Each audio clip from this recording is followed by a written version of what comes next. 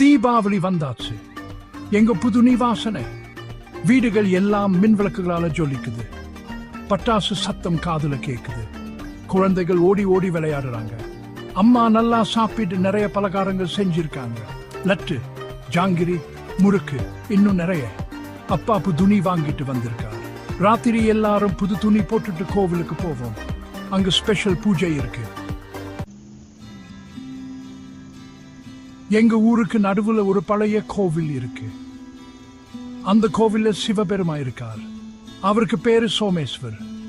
அம்மன் பேரு மீனாட்சி. 100 வருஷத்துக்கு முன்னாடி ஒரு ராஜா இந்த கோவிலை கட்டினாராம். கோவில புல்லா அழகான சிற்பங்கள். கோவிலுக்குள் போனா ஒரு அமைதி கிடைக்கும். எல்லாருக்கும் மனசுல ஒரு நம்பிக்கை. சோமேஸ்வர் எல்லா கஷ்டத்தையும் போக்குவான்னு நம்புறோம். இந்த வருஷம் தீபாவளிக்கு முன்னாடி கோவில்ல கொஞ்சம் வித்தியாசமா சில விஷயங்கள் நடக்க ஆரம்பிச்சது. ராத்திரில யாரோ நடக்கிற மாதிரி சத்தம். பூஜைக்கு வச்சிருந்த பொருட்கள் காணாம போயிடுச்சு. கோவிலோட பூசாரி பாய்ந்து போய் ஊர் மக்கள் கிட்ட சொன்னார். எல்லாரும் சேர்ந்து என்ன பண்றதுன்னு யோசிச்சாங்க. ஊர் மக்களுக்கு ரொம்ப பயம் வந்துடுச்சு. யாரோ திருடன் கோவிலுக்குள் வற்றானோ, இல்லன்னா பேய் பிசாசுகளோ. சில பேர் ராத்திரியில காவல் காக்கவும் வந்தாங்க. ஆனா யாராலையும் எதையும் கண்டுபிடிக்க முடியல.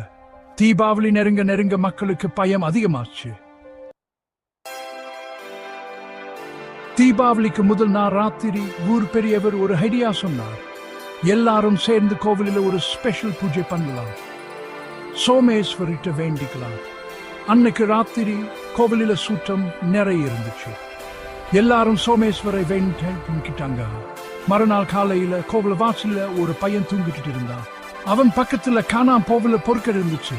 அவன் ஒரு ஏழை பையன். பசிக்கு சாப்பிடாம இருந்ததால கோவில் பொருட்களை திருட்டேன்னு சொன்னான். ஊர் மக்களுக்கு கொஞ்சம் நிம்மதி வந்துச்சு. சோமேஸ்வர் எல்லாத்தையும் பார்த்து பாருன்னு சந்தோஷமா தீபாவளியை கொண்டாடினாங்க.